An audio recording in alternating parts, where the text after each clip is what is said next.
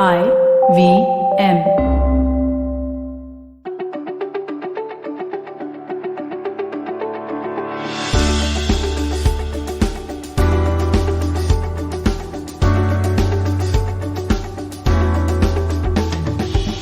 Hello and welcome to episode 4 of Getting Meta. I'm very kicked about this one because I'm speaking to someone who's not just insightful but also a very close friend of mine. I'm talking to Utsav Mamoria. Those of you who hear his podcast, Postcards From Nowhere, already know him. He is, as he says at the beginning of each episode, a market researcher by training and profession and a slow traveler by passion. Postcards From Nowhere is one of my favorite podcasts, and I'd like to think I had a little bit to do in terms of getting it started, which we discuss a little bit. It's for those who don't know what it is, it's a short format travel podcast where Utsav talks about a travel story and then segues that into a way to travel better and often to even live better, because the lessons sometimes just go beyond just travel. Indeed, he espouses something called slow travel, which, as the name might suggest, is just sort of travel where you just slow down and take it all in and build rich memories rather than, just running from attraction to check off a list. And you tend to remember the former a lot more a few years down the line. This can easily be extended to life as well, where there's just so much to do, so much to read, so much to watch. And I have learned a lot from Utsav, be it through his podcast or when we tend to meet. Myself very lucky to have him as a friend. Utsav and I actually go way back. We were both aspirants to a B school called Micah, and we both ended up going there a year apart. And Utsav was the perfect guest for Getting Meta. He's deeply passionate about his job, which is market research. Something that I find is a rarity in today's corporate world. He's also a passionate traveler, but he is not the, Insta-perfect vistas and, the beaten path kind of guy. He's all about the stories, the people, the unexplored, the offbeat, with no guarantee that things might even go right. But hey, it's from there that we get the stories and lessons, right? Basically, slow travel, like I said above. So this is a wide-ranging conversation. We talk about a lot of things: market research, staying optimistic, travel, slow travel, some anecdotes from all of the above, linking everything together. And I'm sure everyone who listens to this will get something out of it, be it, charting a career better, or be it how to travel better or something of that sort. So while we encourage a slow travel, let's stop right now with this slow intro and get right to it. So this is my chat with Utsav Mamoria. Utsav, welcome to the show. Thank you so much. I'm very excited to be here. Always a pleasure to talk to you. I was just about to say, this is I think you and I have spoken to each other more times. I mean, we're each other's podcast buddies apart from our own solo podcasts. Yeah, absolutely. Always a pleasure, man. Like, I think, like, how many times have we come on Simplified? 4 times, I think. 4 times. Yeah. That's amazing. Like, we had to wait for Tony to get into 5th so that, he would, like, you wouldn't be the person with the 4th most simplified appearances. No, and this is amazing. Like, when I put the idea for this show together, you were one of the first people who I actually wanted to speak to. And when I first told you, you expressed a lot of surprise, as I thought you would. But the reason for that is, I think, okay, I look at it very simply this way, right? I think of which of my friends seem very sorted. And I hate that word officially. You have no idea. That is the nickname my friends use for me, and I hate it to the core. What do you prefer? I just prefer being Utsav. I don't want to be anyone else. You don't need a label. No. Yeah. But you know what I mean, right? You have always come across as somebody who, and please clarify this if I am wrong. Then we can learn about the fine art of deception from you. No, in the sense, like, you never looked like you were confused as to what you were doing. You always seem like an extremely optimistic guy, or I am grounded, realistic. And I mean, what shaped that? I mean, was it a conscious decision to be that way, or did something affect you, or did you grow up being that way? I think one of the reasons I turned out optimistic as a person was, I think it's very personal in the sense that I lost my father when I was 10.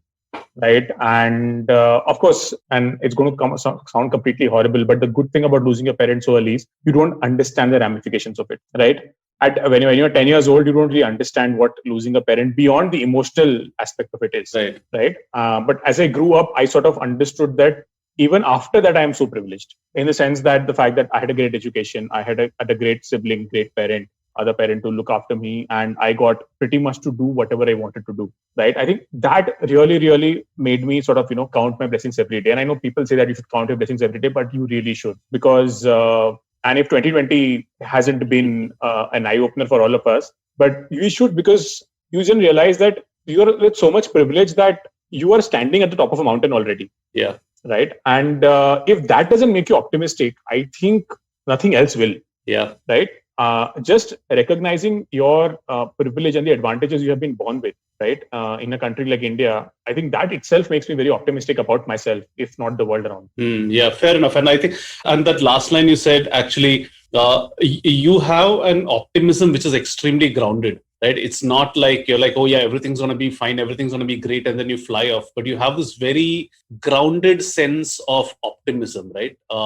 And that actually, that whole point of privilege, I know is something that you and I have discussed many times before. Recognize the privilege that you have, and let's face it, most of the people who are going to be hearing this, or at least understanding this language, at least, which you're speaking in right now, do have some sort of privilege. And it's been an absolute eye-opener in the COVID, and seeing what others are going through. I mean, I'll find it very difficult. I still find it shocking that there are people who don't wake up to that sense of privilege. Why do you think that is? Like, I think you have a better sense. You have your finger on the pulse of this country way more than I do. Why do you think that is? Why do you think that there are still people like us who are still unsympathetic, for example, or don't recognize their privilege? I think it's a lot to do with this concept in anthropology and sociology, which we talk about in groups and out groups. Right now, fundamentally, we all define our lives within groups, which means that we are essentially moving around people who we consider a part of as a group are pretty much like us. Right? So you feel that everyone's on a level playing field, right? But the moment you peer outside your out group and you realize that you are certainly not on a level playing field, you're way ahead of most people. Right? So for me, one of those examples was when I went to engineering, I went to an NIT, right? And which meant that I had students from every single part of the state. I knew someone whose parents made 35,000 rupees a year, right? And for me, that was shocking, because I used to probably get, I don't know, 2,500 rupees a month just to spend outside of my mess and hostel. And then you suddenly realize that how much privilege do you have, right? And I think that is where the problem is, that the in-grouping is so strong. Now, that in-grouping could be nationality, could be caste, could be class, could be even a small city versus a big city. Could be a housing society, right? And that is where we lack the ability to see our own privilege. Yeah. And COVID, unfortunately, has exacerbated that more than anything else. You're going to have a bunch of kids who never have that experience that you do. And in many ways, I've kind of gone through sort of like the same thing, but in two completely opposite, in both directions, actually. I grew up in the Gulf. I had a peer group that was extremely rich, like way richer than I was. And I always like they would have the latest video games where I would still be like 3 generations back or something. So I was always very conscious of that at that point in time. But at the same time, when I came to India, which was after 2010, nothing really, 2000 actually, after my 10th, nothing had really changed really in terms of income. But then when I went to engineering college over here, I realized that, wow, okay, even with that, I am actually at a level that's way above, income wise, exposure wise, everything wise. So just, having seen a little bit more of the world. And I think both those experiences, both having the humility because you were poor, air quotes, and because you were rich. I think that really ended up shaping a lot of, and of course I'm from Kerala, which helps shapes a lot of other things as well. But I think that's great. I think this was a totally unscripted beginning to this conversation. I have a feeling it's going to segue very nicely into both major topics that we're going to be talking about. So when I think of the term market research, a few things immediately pop up into mind. Your name being one of them, and at least in my head, and I'm pretty sure for a lot of others, in our peer group, and for all those listening, who Utsav was my Junior should have been batchmate at Mudra Institute of Communications, Ahmedabad, a premium communications-oriented business school in northern India. And you've Western always India, but you're Western from India. Kerala, so I'll give you Fair enough. Yeah. Oh, I used to think that Bombay and Delhi were like next door to each other. And sometimes even though I consider myself reasonably good with geography, sometimes I look at the map and I still am so astonished by a few very specific facts. One, Chennai and Bangalore are almost at the same level. Hyderabad is closer to Indore than it is to Bangalore. All these facts, right, sometimes just absolutely blow my mind. And maybe it's because I grew up in a country that was super tiny, Bahrain, and now stay in I've been spent 10 years in Bombay, which is, I don't know what to make of this. But yeah, what I was saying was many people in our educational peer group will also attest to the fact that, you are a fan of market research, really. Absolutely.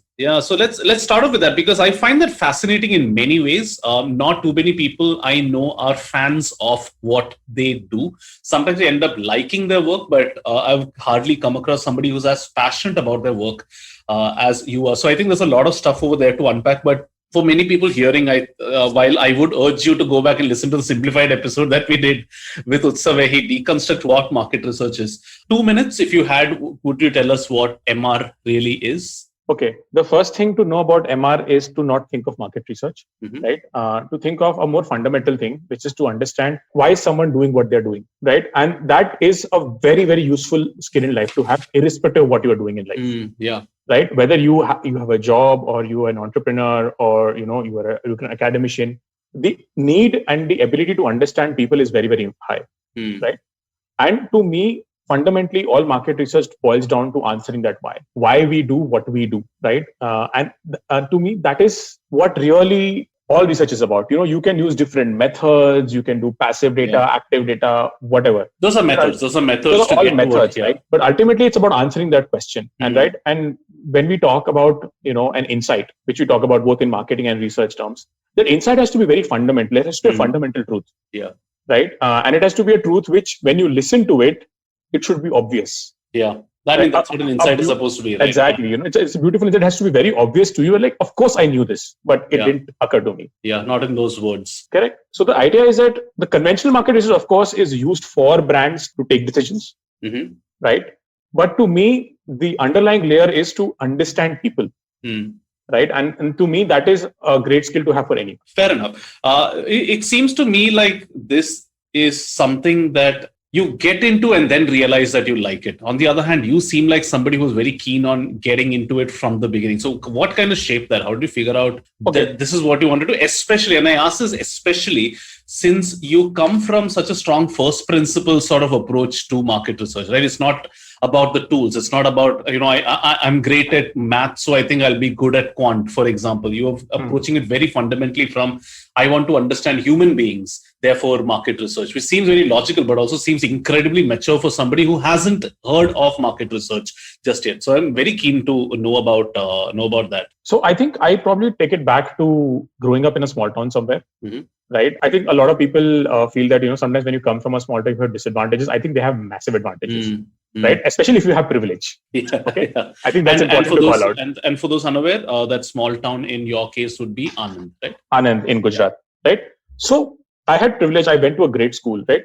But I think the fundamental thing which drives research or whatever else I do is this innate curiosity about things around me, right? And I think that came from small town because you are itching to see the world, right?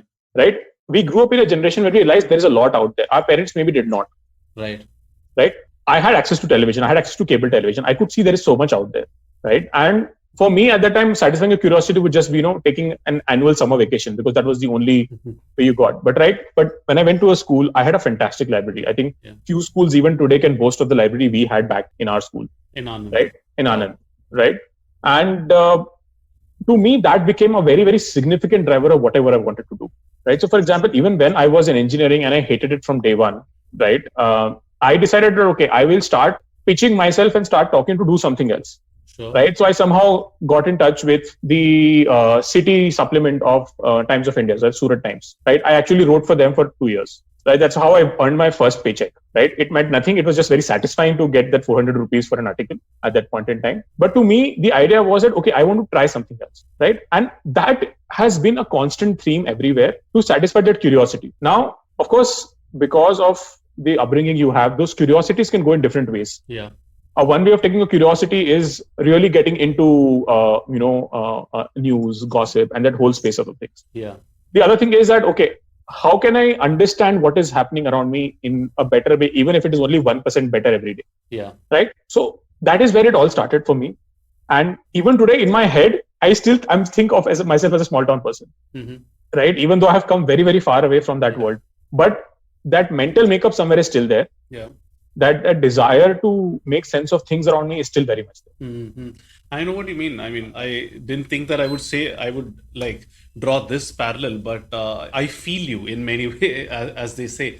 I still have spent, I suppose, I mean, right now, this is around a third of my life in Bahrain, which was a fairly small country, and not just that, getting around was also very difficult. So was pretty much confined to home all the time, and couldn't go out, meet friends, etc., because no public transport and all that. So ended up spending a lot of time. But I'm also like, it might be a little too early for me to say something that might end up being an autobiography or something. But I feel like all the flaws that we thought we had as kids were actually our strengths.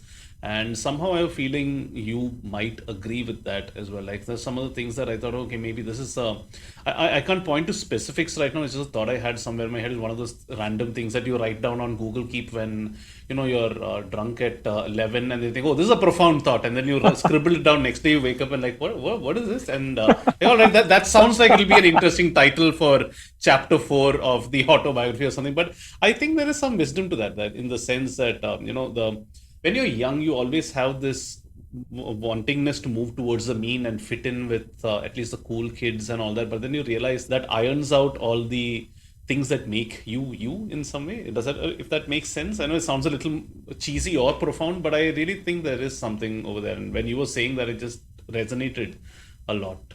And the willingness to action on it, I think that's the other thing to take away from what you said. I just love that, how you just jumped at it and got your first paycheck for something like that. I think that was pretty cool. Yeah, and I think because I had privilege, that paycheck was never the motivation. Yeah. Right. The paycheck was a great, oh yes, awesome, I have extra money. Which college kid does not have extra money? Yeah. Right. But I think to the question of what we think of our weaknesses are our strengths, I think what really happens is, I'll just take a short thing into, this something which I was reading is that there are no new destinations, only new ways of seeing. Wow. Wonderful. Okay.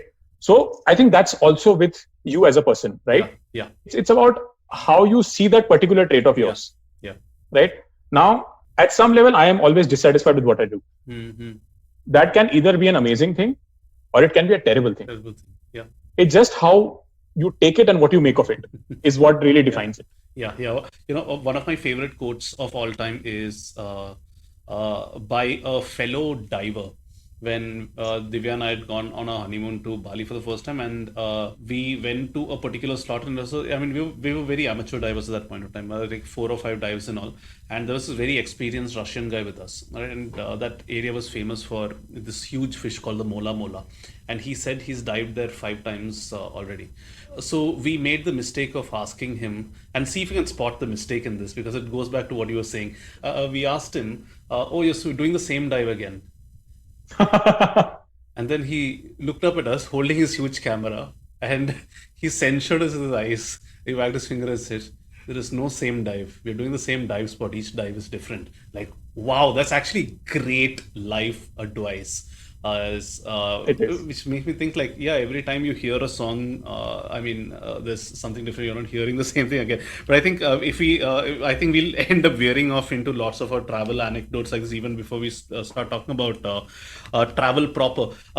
So I understand what drew you to market research, and we've had some amazing conversations around this, and anecdotes and stuff that you've told me around the things that you have discovered about people, yourself, the country. Could you like share some of those stories? I know you've told this to me 1,000 times, but I want to hear that story again, and you know which one I'm talking about. Okay. Yeah. So this is the first month at my first job at Kantar MRB, and we have a week or two dedicated to going out into the field, right? Which essentially means that this is, by the way, 2010, when most of the surveys were still done on pen and paper, right? And our task was to, find within a I think span of 4 hours, find and interview 2 condom users, right? And first of all, the thing is that you given that survey and you are like, listen, I barely talk about this topic to my friends, right? You are expecting me to go into a mall, find a rank stranger, and ask him ki kya sir aap condom use karte hain, like, do you use a condom, right? And I'm like, how am I supposed to do this, right? And they were like, okay, why don't you just give it a shot? Okay, and they helped me with a couple of tips to start a conversation, right? And you come back and tell us what to do after 4 hours. Okay, I was like, okay, great. So I went there. I remember I went to Galleria in Powai, for those who live in Bombay. And I think for the first good 30-45 minutes, I just couldn't approach anyone. I was feeling so conscious and awkward, right? One, it's talking to a complete stranger. Second, it's a taboo topic in India, right? And then what happened is that, I somehow managed to, go and speak to one guy. And I'm talking to him, and he starts talking to me very nicely, and he opens up a little bit. He's having his smoke, enjoying his evening break and stuff.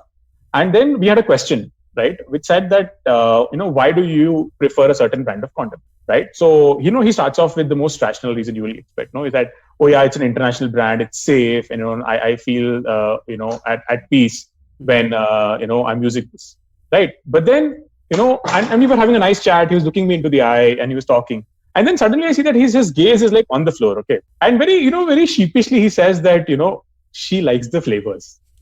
Okay. And to me, that was such a great moment for the simple reason that I was able to go talk to a rank stranger and ask him about something which I would have never thought. And he told me about something about so personal about his life, which I don't know how many of his friends know, by the way. Yeah. Right. And to me, that one of the greatest things which came out of that was the ability to talk to people. Right. Is one of the most underrated skills which is out there. Yeah, absolutely. Right. And to me, that was amazing because I went on to interview the next guy. And of course, we asked these questions of, what pack size you buy and how many times you buy that pack. So this guy says that, I buy a pack of 20. Okay. So, and I'm supposed to just record whatever the person says. Okay. And this next question was, how often do you do that? He said thrice a week. Okay. And I am in my head, I am doing the math 20 into 360. What is this guy doing in his life? Right. And see, we were always sort of, told that there will be a overclaiming and underclaiming in these kind of categories. Right. But you don't realize it till you see it happen in front of you. Yeah. And I think in any other time, I would have just laughed on his face. Yeah. Right. But I think I kept my composure and I went ahead with the interview, knowing that I will have to go and probably discard this interview at the end of some point. Yeah. Right. But to me, that became a great way to really, understand that how do people behave? What do people say? Why do they say things? What kind of posturing people do? Why do they do it? And that is what really got me hooked into it. Right. So yes, all the survey and data is fine. But the insight does not come from looking at the data. The insight comes from going one level up and saying, why is this happening? Why is this happening? Yeah, it goes back to those first principles in some way that you were talking about. I'm sure you have many more such anecdotes and stories, and we can actually fill an entire episode with, or even start a new podcast on just that, I guess. But I want you to specifically tell me one that. If I may be Amit Verma-ish about this, one story that gave you despair and one story that gave you hope about, I don't know, the country, humanity at large. Like what you told me right now was like extremely heartwarming. It was like it was a window into like a person's soul in some way, and gives me confidence that, hey, if Utsav, who is, who's been in this field for so long, he stumbled into this, right? The first thing that he did, and he was as nervous as I possibly would be, then we can all like then take that first step ourselves as long as our hearts are in the right place, etc. But I want to know if like there are any other stories like this that have had like a more profound impact on you beyond just that moment itself, which kind of made you pause and think, wow, our country is like really screwed, or wow, humanity is really great. Has there been any moments like that for you? Yeah, for sure. So one of the moments which I distinctly remember is You might want to start with the negative one first, just so we end on okay, sure. So this was in Bombay, and we had gone interviewing for an FMCG kind of a category, right? And we were interviewing the mother-in-law. And one of the questions which you often ask is that who's the decision maker, and is there an influencer or not, right? And so what are you trying to understand is that apart from the mother-in-law, does the daughter-in-law have a say or not? Right. Okay. And in that interaction, what kind of family was this? Fairly well-to-do. Yeah. So a 3 BHK house in Bombay. Yeah. Okay, fair. Yeah, that's well-to-do. Let's just define it that way, right? Yeah. So, or rather, I must say 2 balconies in the house. Wow. Okay. And we were talking, and in the conversation, which of course was largely focused on the survey, but also went in other places. She said something which really made me sad that day, when she said that I am the one who decides in the house because mera haath hamesha upar rehna chahiye. Wow. And I think men are to a very, very large degree responsible for the state of women in the world. Wow. But to some extent, there are women too who are responsible for it. Yeah. Right? I know. Yeah, I know what you mean. That makes me even sadder, right? Yeah. And I am like, this family is well-to-do and educated. Right. But this mindset is so deeply entrenched that there is an inherent power equation, and I am required to dominate in this power equation in something as simple as what is going to get bought in the house. Wow. Right. And that made me really sad. And I am like, we have such a long way to go as a society. And if the so-called echelons of society are acting like this. Yeah, let's quickly move on to the more positive one, because I'm sure you're filled with stories like that as well. Yeah, there was another one which which happened once we were interviewing. I had a client which was a radio station, right? And we often used to go and work with younger people. And again, this was a very interesting contrast to the story I've just told you, is that, we often ask questions to young people about, what are their aspirations and stuff like that, right? And this girl, we were talking to her. It was just me and one more lady interview with me. And there was no one else in the house that time. And, typically when we talk to teenagers, they often talk about, money or going somewhere or getting a great job. The only thing she said is that my only aim to earn money is that I want to get my mother out of this house. That is the only single driving force in my life, because I know how she's treated here. And she deserves a much, much better life. And I'm the one who's going to give it to her. Wow. And, it was not said from a sense of trying to appear the right thing to say anything. It was just very genuine and heartfelt. And that just gave me so much hope. And this happened within a gap of like 6-7 months, right? These 2 incidents. And I was like, this is just so much, so uplifting to think of things like that. Yeah. To me, and I somehow had a feeling that this would happen when you before I asked you this question, but your the sadder story was from like the upper end of society. And in many ways, your more uplifting story was not from, from the upper side. And I think there are so many of those stories, in where you least expect them in many ways, at least the more uplifting ones. And it's kind of heartening that these kind of things happen. So I want to like move away from the stories by itself and just come back to market research and why it's been your career of choice. Because although I do hope that when people listen to this, they get a little inclined towards market research itself, but I'm hoping that this conversation will actually help them like sort of choose a career itself. So why do you think you have got so much out of market research, or your chosen field rather, let me put it that way, while a lot of your contemporaries might not have? Like I think of many of my friends, and they have gone down certain paths or careers that they have either been passionate about at one point of time, or they've been in for a long time, and they're like ambivalent about like, I'm doing the same shit over and over again, or I'm doing this. I was passionate about it at one point, but how the system is. And why do you think you've one, lasted, and two, continue to be passionate about what you do? Was it something conscious? Is it like I'm just very keen on knowing that. Okay, so I think the reason why I have stuck around in this is because my desire to do this did not stem from making money because, as a matter of fact, agency pays are the worst, right? And even if you work on the client side on market research, you definitely get paid more than what you get on the agency side, right? And the reason why I've stuck around on the agency side is because it still ends up feeding my curiosity about things. Because in an agency side of things, you get to work on so many different things at the same time, right?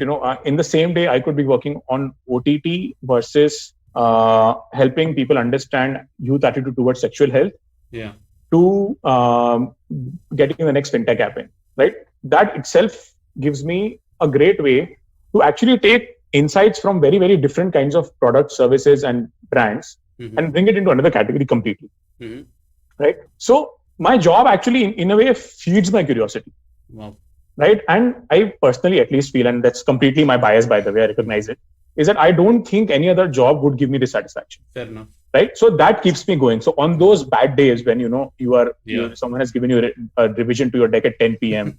and it is due the same night, right? Yeah, you are able to get through to all this because you know that 80 to 90% of the time, this is awesome. Yeah. You're passionate about what you're doing. Passionate about what you're doing. Right? You're like, I need to improve on what I've already done. That's an amazing space to be in.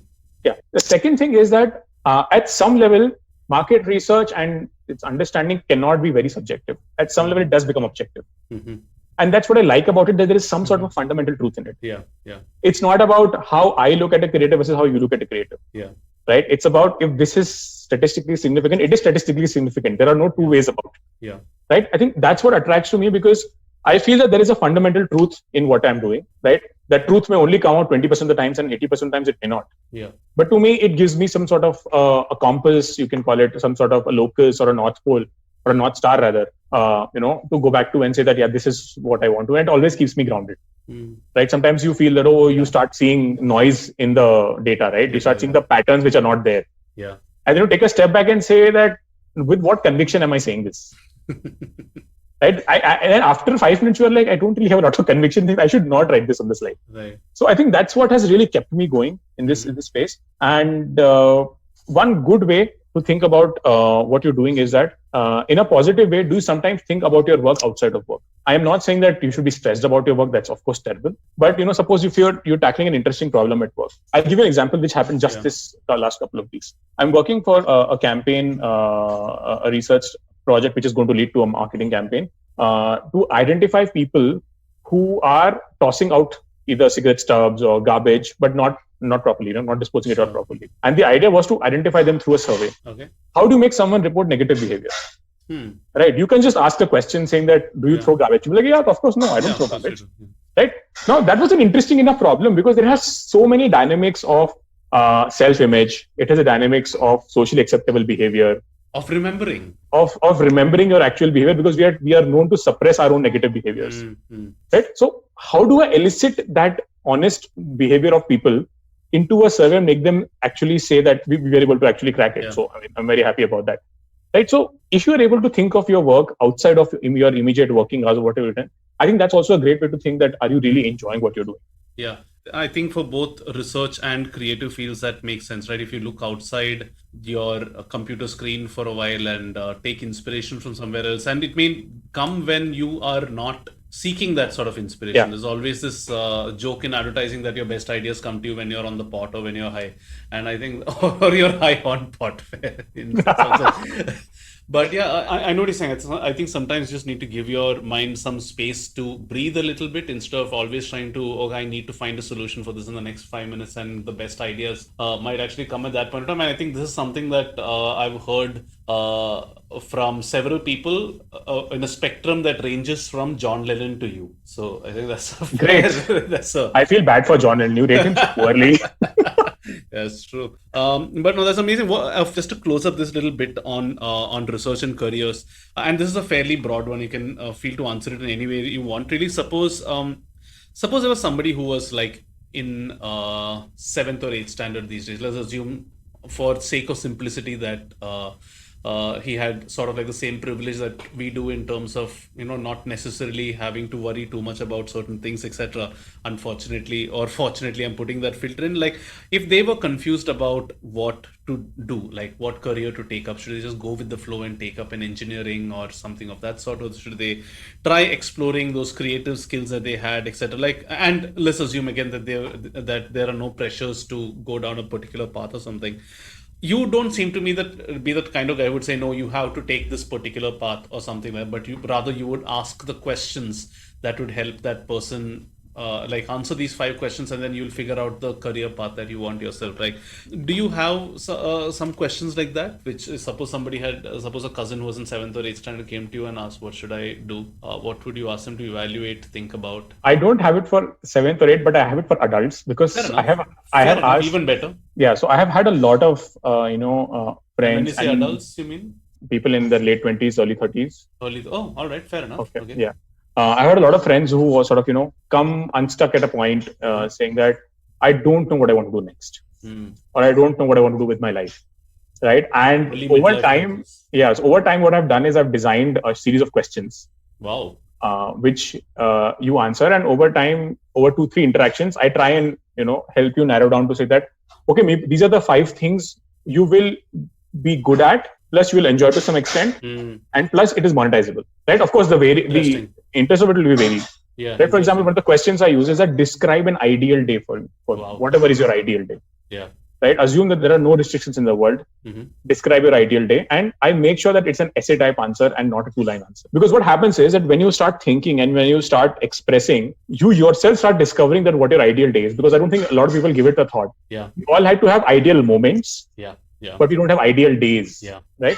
And that is what helps me say that, okay, I can sort of think of this person as, liking to do X or liking to do Y. And then the analysis starts to, flow from there. That's just one of the techniques. I mean, there are, of course, other things I do. Again, there is no scientific research behind this method. This is just something I've figured out after talking to a lot of people, after teaching at university, Bombay University, and having had these questions from, students as well. But one thing I would recommend to any 7th or 8th grader is if you have to answer that what you should do to be great at whatever you do later in life, is it doesn't matter. The only thing which matters is that you go and experiment with whatever catches your interest. The whole question of, finding your passion and what is my true passion is bullshit for the simple reason that you can only discover something you enjoy when you keep trying. Yeah. And in that also there are 2 ways. One is that you like it and you become good at it. You start it and you realize in the process that you enjoy it. Yeah. Yeah. Right. And both methods are perfectly valid. There is no aha moment, unfortunately, saying that, oh, this is my passion. I don't think anyone gets it. It somehow comes to you over a period of time. And it is very much a function of how much time you invest on it. Yeah. Yeah. And you're right. I mean, so many things over there. Like, this whole finding your passion is pretty overrated in many ways. And what I've often kind of guessed and seen also is that people get into what they think is their passion, and the passion part, the actual passion part of their passion, as it were, is just a small percentage. They still have to go out and do the other ugly things like business development and sales and talking email and things. I've seen many freelancers fail as a result of that. I mean, they think they can just quit their job and all the work is great, but you still have to put in all the other work in terms of getting clients and managing your budget and all that. And suddenly you gain a lot of respect for your finance team, your HR team, who has and things like that. But that's amazing. I just want to add one more thing to it, and I think the question is not what is your passion. The question should be, what are you willing to suffer pain for? Wow. Wonderfully put. Because if you are genuinely willing to suffer pain for something, which means giving up the good things in life, that is what really drives you. Wow, so wonderful. I think that's what we should really ask ourselves, that what am I willing to persevere for? What am I willing to suffer pain for? You said you have this list of questions. Is there somewhere that if somebody is listening, they want to check them out? Is there somewhere that you put this up? No, but I'm happy to share it with you if you want to host it somewhere, by all means. I think by the time this show comes out, I think you should just convert all of it into a Medium post, or perhaps even Google Drive, a Google form link or something. I think the responses to that itself might be very interesting insight for you. I think the responses to that would help me write another 5 other posts of what ails young India. Exactly. So whenever this show comes out, whoever's listening, just look into the show notes. If you see a link over there that says Utsav's 5 questions, then you have it. Otherwise, we then just follow Utsav on his social handles, and whenever this thing does come out, yeah, it will be out. But no, that sounds amazing. And I am not at all surprised that you had a solid answer to that particular question, because there are some of these I put together thinking, yeah, this is something that we can talk about. This is something I know that he's probably like has his notes ready. Unsurprisingly, when we just started this call and I got my list of questions out, so like, yeah, I got my notes over here as well. Not at all surprised. There's lots more to discuss with Utsav, and we'll get to that right after this break. Hey, everybody, let me tell you a little bit about what happened on the IBM Podcast Network this week. If you are a fan of the network, you should definitely check out Naan Curry. Sadaf and Archit were joined by Keshav Chaturvedi of the Tere Mere Raste podcast. They talk about travel and food and, like how important food is when you're considering travel. It's a really, really interesting conversation. Do check that out. Let me give you another couple of quick hits to check out. On Storytellers and Storysellers, Vineet talks to Ashim Mathur from Dolby. On Smarter with Sid, Siddharth examines how Netflix is getting into e-commerce. Check out Misconduct with Raghavi and Nisha to learn about some of India's most famous criminals. And don't forget, do follow us on Facebook, Twitter, LinkedIn, and Instagram to keep up with what's going on the network. And finally, I'd like to thank the sponsors of the network this week. They are what makes this possible. Thank you so much, Seat, Cred, Global Victoria, Bank of Baroda, Intuit, and Lenovo. We really do appreciate the support. And now back to my conversation with Utsav Mamoria. So now, Utsav, I think it's time to jump to your passion number 2, which is, of course, travel. So I'm going to ask you a question that I've never asked you before with respect to travel. What are like 3 must-have accessories for somebody who is traveling? And I somehow have a feeling a camera is not going to feature on your list. Okay. The first accessory which you need to have is patience. All right. Okay. Because my fundamental belief is we are trying to see the world too fast. We don't have the right lenses to look at it. Mm-hmm. And we are not giving ourselves the time to remember it and record it in our memories. Right. So the first and the most important toolkit, which by the way comes free of cost, is patience.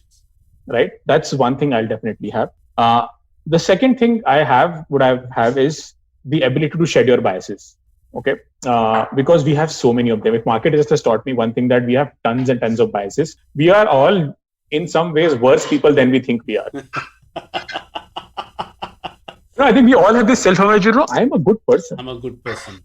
Right? But there will be times you will look at your own actions and say, I'm actually not a good person. I shouldn't have done that. Yeah. I shouldn't have said that.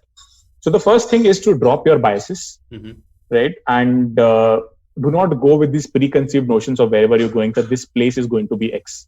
Yeah. Be open enough to let the place surprise you. Right? And the third and the most important thing, which should be in any toolkit, is the ability to laugh at yourself. Because so many things will go wrong. You will make such ridiculously stupid decisions when you are traveling. Right? Yeah. But don't let that get to you. Yeah. Don't let that, pull you down. Because some of them will make great stories, as they always will. Yeah.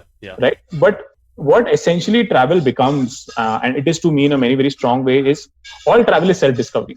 Yeah. If you are reacting to something you are seeing and you are liking it or disliking it, tells you something about yourself more than about that place or that thing. Yeah. Right. So to me, those are the top 3 things. Having the best, most rugged pair of shoes, or having life straw to save water is always there, good to have.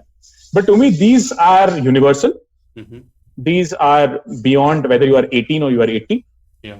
And this can be done with too much money and very little money. That's great. And I'm delighted by that answer. Let me just put it that way. I'm like absolutely. And the more I think about it, it makes sense. Right? We do have a tendency to hyper plan, or something I've been very, very guilty of myself. And I think that goes nicely into what I really want to talk about under travel, which is something that you are a huge advocate of, which is slow travel, which is something I hadn't heard of before you espoused it. Although once you say it, it obviously does make it does make a lot of sense, and it kind of flows in from the 3 must-have accessories that you said. So I'll ask you the same 2 starting questions that I did for market research, which is 1, what is it, for in case somebody who's unaware of what it is, and 2, how did you get into it? Did you get into it consciously? Did your small town city life, a small town city life, have a role to play in that? So I'm just curious as to how you ended up.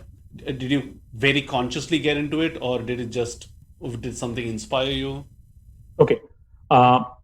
Slow travel is essentially a way to relook two things. One is time and other is space. Mm-hmm. Okay. Time in the sense you don't need 3 months to do slow travel. Of course, if you have great, nothing like it. Yeah. But you could also slow travel in one day. Right. The other thing which sort of goes together with this is how you look and navigate space around you. Right. For example, one of the things which most people don't do is they don't look up when they're walking in a city. Okay. Because we are often looking into our phone, which is looking down fundamentally. Right. You can see so much about your own city if you just change the angle of viewing. That is true for as historical a city as Banaras to probably as new a city as some parts of Bangalore. Right? How you navigate time and space, and when you do it consciously, is what slow travel is. Like, I mean, for those who want to, get a sense of how this is, just go and check out the first episode of my podcast, Postcards From Nowhere, which is what is about slow travel. And I give you an example of slow traveling for 3 months and slow traveling for 10 minutes. Right? And how you can really do that within your own city. You don't even need to do anything. In fact, the slow traveling for 10 minutes requires you to go out of your house and go to the next four crossing or chalk to your house. And that is what it is about. And how much can you learn about where you are and what you are living in for the probably a decade we have not thought of. If you could just do that. And that's what the essence of slow travel is. Yeah, I tried that once. I went on to my terrace and just looked around the space where I've been living. I've been living in this building for 4 or 5 years before I tried this out. And I just looked around and I just looked at all the buildings and the juxtaposition of the old and new, and realizing that, okay, this place is actually greener, and within that greenery there is so much diversity in terms of the various trees that there are, noticed all the birds that are around, yet the industrial complex and then your mind starts forming these patterns, right? This is probably where people are. This is the old families, they're getting replaced by the new high rises. Oh, that's where the novo rich are going to be. Oh, there's a posh school right behind the posh offices, so there are families who probably drop their kids off over there and then say, oh, and they stay over here because all three are Oberoi. So I think that's a fascinating exercise to just try out in your head. And I remember one of the things that you said once, which I think one of the simplest tips that anyone could do, which is just stop and stare at a building and draw it or sketch it. Sketch it. Yeah. And the reason is that the amount of detailing you will see in a sketch is way more than what you'll see in a photograph. Because you don't spend that much time constructing a photograph before taking it. Even if you are, let's say, a very serious photographer which uses professional equipment, right? So just give me a second. I just there. Okay. When you said the sketching, it just reminded me of something that if I could draw an analogy to music, for example, something that I am deeply passionate about myself, and songs that I like the best, I do the mental equivalent of sketching, which is close my eyes and imagine that I'm playing the song with the band, right? And since I have tortured the audience at Micah many times with our so-called little collective over there, not naming any names in case those guys are in respectable positions these days, all of them, by ruining others' careers and lives. No, but the thing is, once you close your eyes and picture yourself playing a particular song with the rest of the band, you're deeply aware of what all happens when certain segments come in, what the chemistry between, say, the bassist and the drummer is. And I think that brings that song to life in a way that it otherwise wouldn't have. Just like when you were saying, when you sketch, you notice all those little details and maybe you even see, oh, I see what the architect was doing over there, clever bastard. I see what you did there, sort of thing. And you notice that the bird comes and rests in that particular zone, maybe because there's a certain covering or something. Maybe that's something the architect thought about or didn't. I think all that is deeply fascinating, and this is joy of just discovering it yourself, right? Rather than a tourist guy saying, hey, look up over there, those hooks are over there and those European buildings as for stuff to go up. And when you work it out yourself in your own head, I think that's... And you attach a lot more value to it, no? The moment you've discovered it yourself. Absolutely. You're like, oh my God, I figured this out. Yeah. And even if the person who has done it is smarter than you, you feel I'm so smart. Yeah. That's I read this article recently about a game designer who spoke about why QAnon, even though it sounds so Yeah, I think you ludicrous and shared this absurd. in Third Slip. Yeah, I did. Yeah. I think that was fascinating. The whole I've figured it out myself, therefore it must be true. Oh, now there are others who found out we are all in the secret little Club of who club people who have together. figured it out. Yeah. And of course, not at all rendered ludicrous by the fact that the to be president is running a worldwide sex ring, but that's another story for another day, another podcast, I suppose. But so into Slaughter, how did you get into this? I've always been very curious about this. Like, is this something you consciously did? Something somebody inspired you to do? No, I think I definitely did not consciously do it. I think again it came as a realization over time. Is that because whenever I used to travel for work, right, I used to always take a couple of days off here and there, right? And when you just have, you're trying to squeeze 2 days from work, it's always rushed, no matter how relaxed you want to make it. True. And somehow those trips never seem very satisfying. You always want to do everything, see everything. You're over there, so you might as well. Like the only time I remembered having a 2-day or 3-day satisfying, really, really short work trip was when I was in Kenya and I got to go on the safari, but I was on the safari for 3 days. Right. So all I was doing all day was, either looking at animals or driving around because that was working at a very slow pace. Right.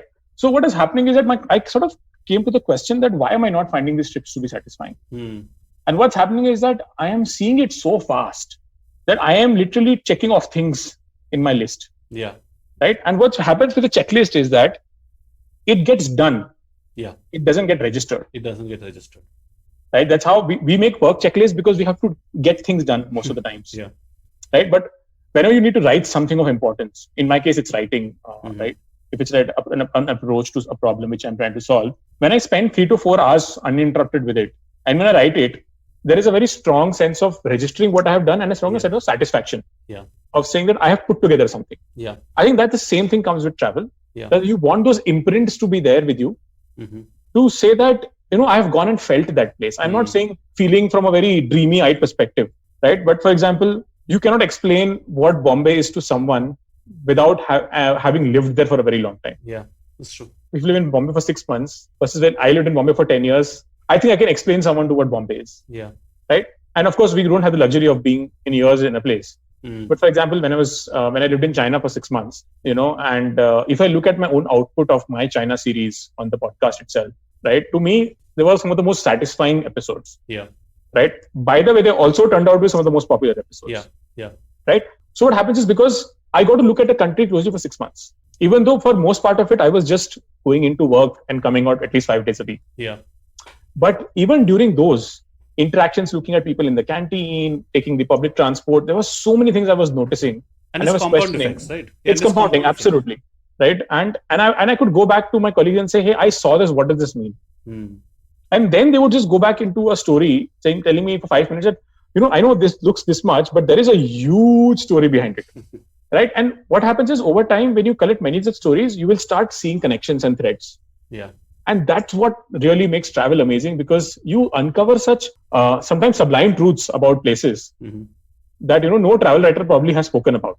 Yeah. What is it that drives us towards defaulting towards a checklist mode of travel? I mean, I'll be honest, if I'm planning out a next trip, then if I'm saying, okay, we're going to Europe, then we're like, oh, we got a Schengen visa, let's maximize the crap out of that baby and let's go everywhere we possibly can. And to some extent, that did happen when I went to Europe, but thankfully not to the point where we were planning every hour, every second and things like that. But why do you think it is that we tend to do that? Because scarcity? No, I think it's because our entire life, we have been asked to maximize on everything. Fair, yeah.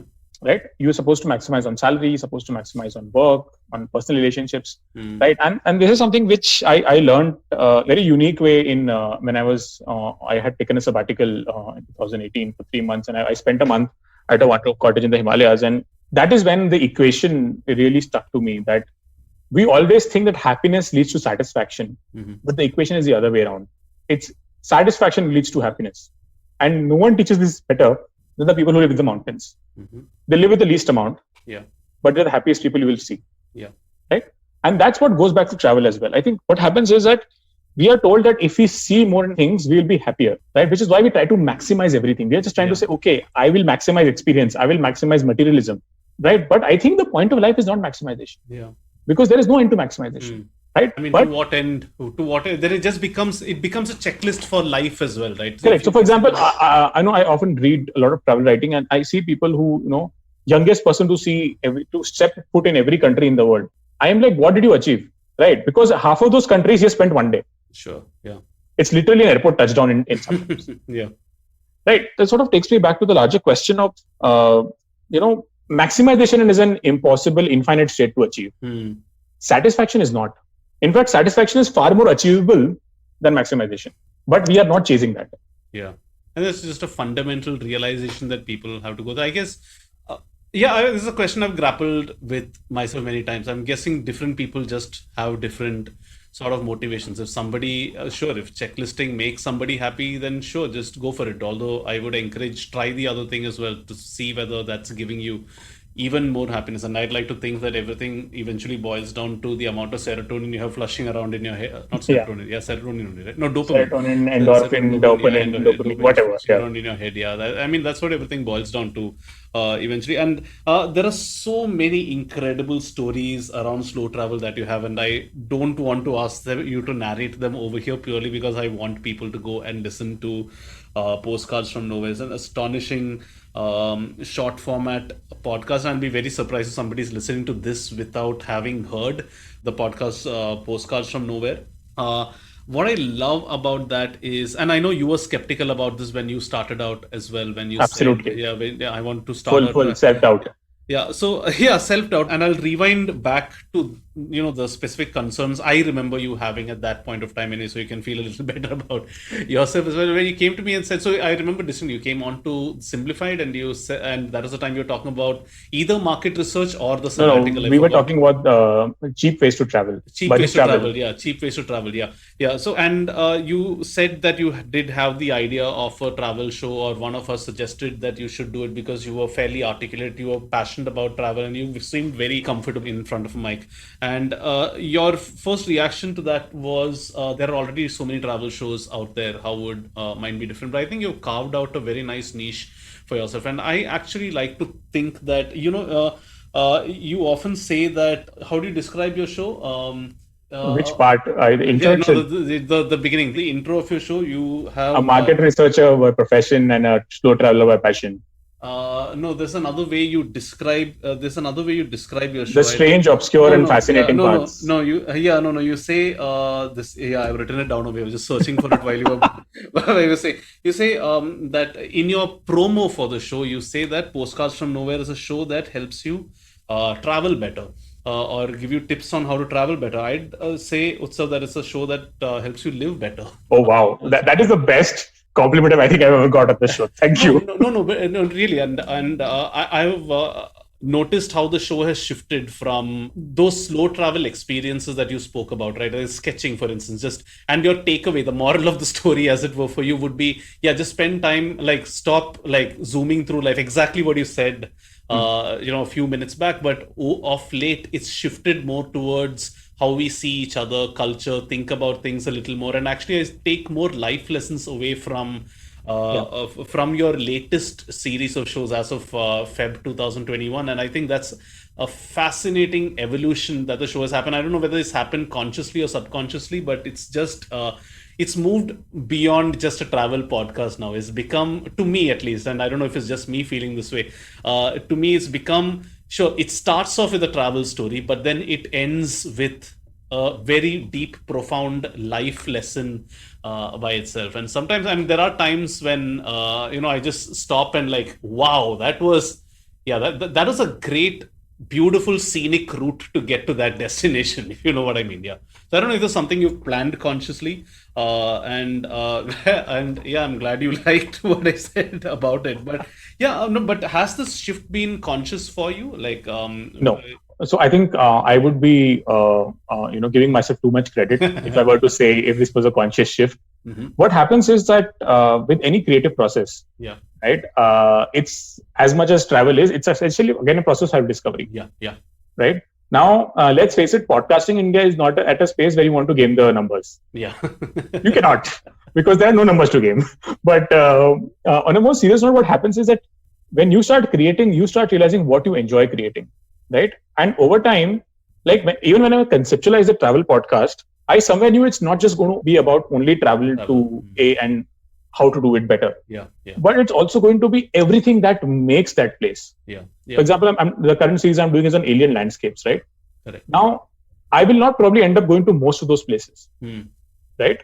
But what makes this place so unique is everything from its history to its culture, to its music, to its science, everything put together. And I think what has happened is it has helped me tell people that every episode is a way to slow travel. Yeah. Right? There are no new destinations, there are just new ways of seeing. Yeah. Right? And I am telling you about probably the most mundane things. But I'm saying, have you looked at this from a different lens? Yeah. So rather than saying, in fact, and if you look at the first few episodes, I was trying to help someone create a toolkit. Yeah. What I'm now trying to do is that I want to empower you to find your own narrative. Wow. Right? That is my fundamental thing now. The saying 5 questions over here. Yeah. The same thing. Correct. Like for 30 years. Wow. Right? So the only thing which I want to tell people is that there is no one right way to do anything. Certainly not travel. Yeah. And you find your own unique way of traveling. Yeah. And to me, that's what the show has evolved. The difference is that instead of giving direct tips, I just want to give you different perspectives. Yeah. And say that maybe one of them will stick for you, or one of them will really, speak to you. Yeah, that's very interesting. And the reason I say also that it's I didn't say it just because it sounded like a nice tagline, that it's not just a show that helps you travel better, but a show that helps you live better, is that I've been consciously thinking about parts of this in my own life. Like, there was this rush that I had, it's 2021, let me try to read at least 20 books this year for once. And then I did, what is a number for the end? I mean, what does it achieve? And then I put myself in the shoes. I've started to get good at putting myself in the shoes of either success or failure, and then figuring out whether that's really worth it. At all. Okay, so you achieved that. You got to 20 books, 50 books, 100 books a year, but what did that really mean for you if you can't recall any of them for a substantial conversation later? Or is it just for, say, the social media kicks you get along the way, which I suspect is true for a lot of people who want to achieve, certain milestones. I have sort of got to the realization that it's probably better to just do one thing well rather than, 10 things. 10 things superficially for the sake of validation, I guess. And, which I think I want to make a point here, and to those who don't know. So if you look at his email ID, it is Chuck of all trades. I think he has come from a different space to this point that I don't want to be Chuck of all trades. Yeah, fair enough. Yeah. Right? I just want to be maybe the master of 2-3 trades. Yeah. I have to change I think 15-20-year-old email ID now, but yeah. No. In fact, you should always keep it, because it will keep you grounded to say that I have evolved from that point. I have evolved from that. Yeah, Chuck once was of all trades or something like that. But yeah, and then you start filtering out what's really important to you, right? Be it travel or be it life. I guess there are so many analogies that we can draw there, which is why I can't think of individual stories right now, because there's just so many. But I think the overall concept of slow travel, just slow down, breathe. Like, if you're listening to music, listen to it properly, close, or this is a conscious decision that I've been doing of late. When I listen to music and I really get into music, I actually disconnect the internet from my computer, because I download music via FLAC, so I don't need to be connected to Spotify or something. I just yank out my Ethernet cable. You have nowhere to go. You have no distractions, and then you realize how much that has to train you, because your instinct is, okay, I'm just sitting here doing nothing but listening, and then your hand just reaches for, okay, let's just see if somebody has sent a mail, let's see how the stocks are doing, let's see how let's see what's happening, what latest comedy is happening in US politics now. So but when you hold yourself back, I think you're just doing the music also justice, and at the same time you go and read the news properly when it's due. But there's so much to take out from there, Utsav, and this is why I really love the show. Now I want to sort of blend the two together of sorts, like market research, travel, seemingly two completely different things, but at the same time also two very similar things. So I'm sure this is something that you've thought a lot about in terms of what the complementaries are, if there is such a word like that, and whether passion for one really fueled the other. I know that it has literally taken you to other places, like your stint in China, for instance. But apart from that, at a more fundamental level, has the passion for one really rubbed off on the other? I think to some degree, yes, because what tends to happen is that I cannot switch off either of them at any point in time. Mm-hmm. It's like, when you see something and you can't unsee it, right? For example, the Myntra logo controversy. Right? I did not see it till someone told me, "Oh, there is a problem with this logo," right? But there is not, but perspective. Sure. So what happens is that when I started traveling, I could not turn off my market research lens. I could not see why people are doing something. Right. When I started doing research, right, it gave me a great opportunity to travel. Whether it is traveling, to a chawl in Bombay, or it is traveling to Myanmar, or it is traveling to Kenya, right? So I don't think I can decouple them anymore. Mm-hmm. And to the most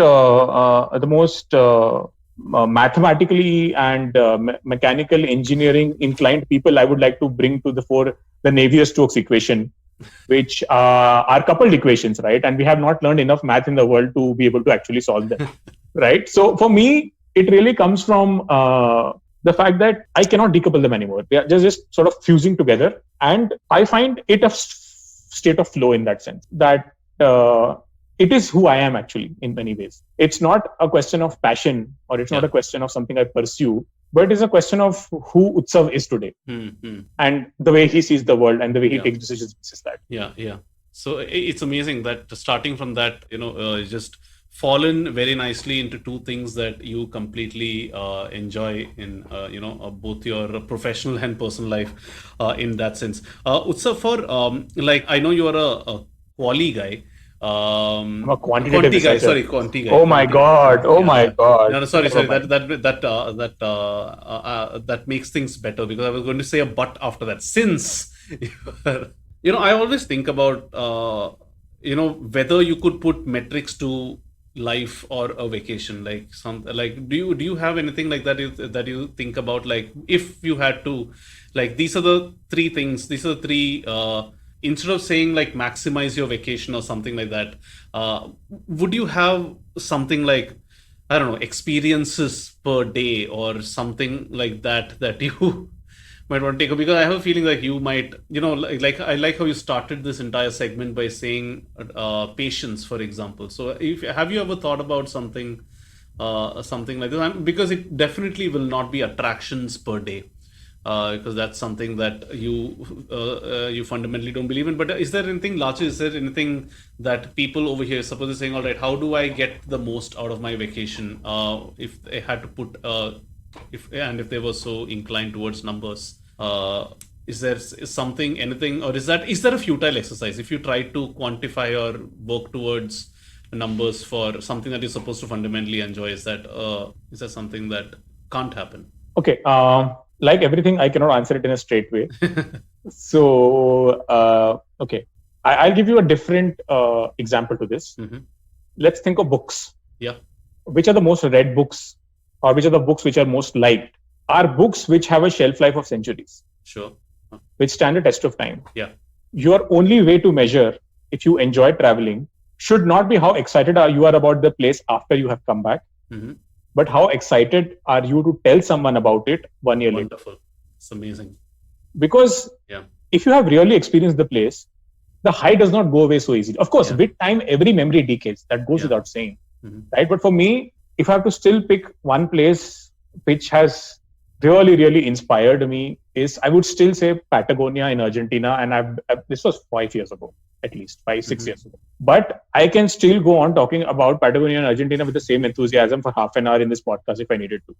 Because to me, that was some of the best travel experiences I have seen. Some of the most beautiful parts of the earth I've seen. And that is what stays with me, right? And I think that is the only metric with which you should measure it. And that's not quantifiable. That's not quantifiable, yeah. But then you consciously try to put yourself in a situation where you have a memory or something to speak of, I guess, which I guess is easier said than it is done. But I think that's lovely, and I think the positive way of looking at that really is every unknown experience could lead to a story that you can say later. It's sort of like the McDonald's versus local restaurant thing, right? When you go to McDonald's, you know exactly what you're going to get. You're not likely to be disappointed. At the same time, you're not going to be elated, over the moon, or tell your friends about it. Apart from the fact that I went to Amsterdam and I was a stupid enough idiot to go and eat at a McDonald's over there. If that's a story. But yeah, when you go to a local restaurant, you might be thoroughly disappointed. You might wake up with diarrhea the next day, but at the same time, you're also more likely to have an amazing experience, an amazing waiter, make a couple of friends over there. Yeah, I think that's is fabulous. And I know you didn't intend to, but ever since you've told me about the concept of slow travel, it's something that I've consciously tried to apply in other parts of life as well. So I think it's a religion maybe that you should. A cult. I'm not interested in religion. Or a cult. I can only benefit from a cult. No one benefits from a religion. Fair enough. Yeah. Fair enough, except politicians perhaps, but let's not let's go down that very murky path. Utsav, I think that's pretty much about it with respect to what I wanted to ask you. I asked you a little bit about marketers, a little bit about travel, and we've kind of like had little bits of both in each of them. So yeah, thank you so much, man, for coming on to this. I had a thoroughly I mean, I was thoroughly entertained. I had to look at the time to remind myself that we are close to 1.5 hours of chatting. So yeah, thanks so much. And yeah. But wait. Yes, waiting. I have a couple of things to talk about. All right. Okay. Now, this is, of course, something which I have seen a lot more and thought about it, is the idea of, we talked about satisfaction. Yeah. But I think, and satisfaction somewhere comes with mental health. I think they're quite closely related. Yeah. And by all means, I think as the world, and to a very large extent India also, a lot of people probably in their 20s, 30s are definitely going through some sort of a mental health challenge. Yeah, especially now. Yeah, especially now, right? So, and this is especially to everyone who is probably very, very invested in what they do for a living, is do not make your job your identity. For the very simple reason that when that goes down, it will take you down. Down then, yeah. Right. And the reason I bring it up specifically is because I sit very much on the side of my job being a very significant part of my identity, whereas you sit on the other side of having turned a freelancer, right, and dabbling in multiple projects, some for the kitchen, some for the soul, and so on and so forth, right? But I think the reason I talk about it is because it also goes back to the idea of slowing down. Yeah. Because what happens is that the moment you make any one particular thing your identity, you have ill-considered everything else that is a part of your life, right? So, and I'm saying, don't even make a relationship your identity. Yeah. Don't be someone's partner or someone's son or someone's father, whatever it is, right? Don't be, like, for example, one of the litmus tests you should take for yourself is that when someone asks you, what do you open with your job, right? Because if you open and say that I manage 100 crores of budgeted media agency, dude, wow, things may not look very good in the long term. Yeah. Right. I think that's sort of, to me, that has been one of the biggest realizations over time. Right? And this is coming from someone who absolutely loves his job. Yeah. Even after that, I don't want to make my job my sole identity. This is probably why my interest in travel, in personal passion projects, in excessively buying books and not reading them. As a hobby. I think the Germans have a name for that. Oh yeah, I'm sure the Germans have a name for it. It's either the Germans or the Japanese. Yeah. Right. I mean, you can choose to edit all this out, by the way. I just thought. No, this is great. No, I think this is. I think it's coming from somebody who loves their job. I think it makes it even more credible as advice, and this is true of anything, right? Like if don't put too many of your eggs in one basket is something that is 101 for any freelancer, really. Yeah, and I mean, if it's good financial advice, why is it not good life advice? Yeah. Beautifully put. Yeah. If it's so, good financial advice equal to good travel advice equal to good life advice is something that I like to think, as long as it all goes back to first principles, which again goes back to that first thing that you said, right? Which is it's about understanding people, and when you start from there, you can have so many angles. You can have marketers as a career, you can have travel as a hobby, you can have a podcast where you explore each of the intersection of each of these. I think that's fascinating when you go back to what is it that really drives you as a person. That's a great way to end, man. Thanks so much. Thank you. You asked 2 weeks back why on earth I am calling you for this. I think once you hear the recording of this yourself, I think you would have answered that question. I think let's leave it to the people who will listen to it. All right, fair enough. Yeah. Who will because I will have my own biases, both for and against to what I think. So for everyone who is listening and for some reason inexplicably does not listen, Utsav's show is called Postcards From Nowhere. I'll link out to that in the notes, and you will find it in any case on any podcast app of your choice. Utsav, any other destinations that people should be aware of? Oh, we will need a podcast for that, but even after I have my own podcast for it. But again, since you're in COVID times, wherever you go, don't hop places, stay at one place for much longer. You are yourself safer. Oh, okay, sorry. Fair enough. I meant your individual destinations. Oh, like my individual destinations and things like that. Okay, so my individual destinations, which I really looking forward to going to, is Again, I meant your Twitter handle, as in like. Oh, dude, shit! I'm so sorry. I think I travel about everything first. Yes, I mean, this is how you're making travel your identity. Okay, let me answer for you. On Instagram, you are YVTravel42. On Twitter, you are Utsav Mamoria. Yeah, that's it. That's about Please don't add me on LinkedIn. Actually, add me. I do sales, so I add everyone who accepts because I'm like, kya pata, we will get a connection somewhere. Eventually, somewhere. Yeah, and I believe you can also find Utsav on Couchsurfing if you search enough.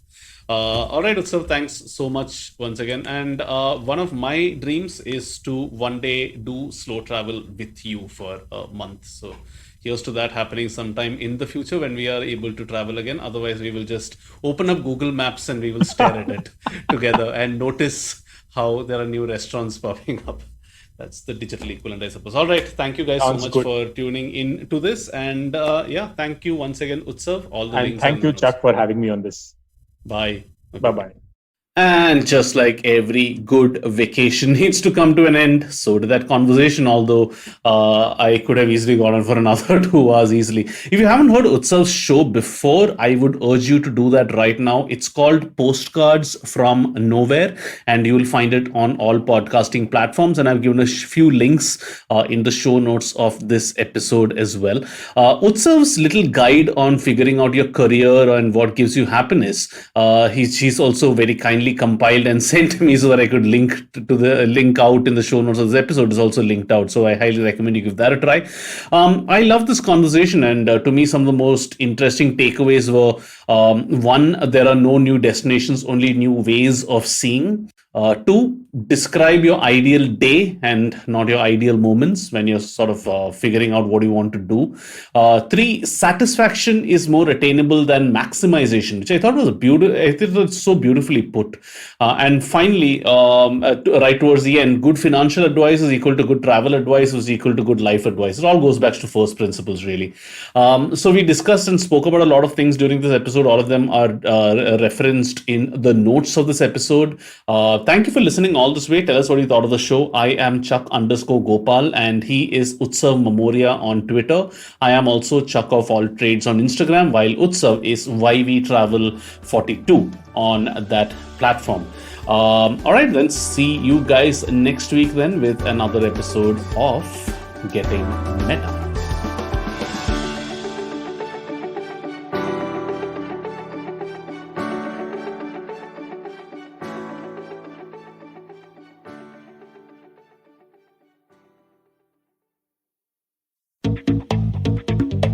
We live in an age of disruption, of immense change in every aspect of work, life, and business. But is the old way of doing things truly dead? And are we ever going to stop saying the new normal? Join me, Varun Dugirala, on Advertising is Dead every Tuesday as I talk to entrepreneurs, leaders, creators, and change makers from across business, media, marketing, and beyond to dig a little deeper into how we got here, what we're doing now, and where we're headed. You can catch all the episodes of Advertising is Dead on the IBM Podcast website, app, or wherever you get your podcast from. Hi, I'm Zarina Poonawala, host of the Empowering Series podcast on the IBM Network. I happen to be a peak performance coach and leadership coach by profession, and I'm here to share with you productivity tools, life-altering techniques, and real-life hacks to help you achieve your maximum potential in everything you do, your relationships, professions, careers. So tune in every Monday to unleash your inner power Be safe, be well, be empowered.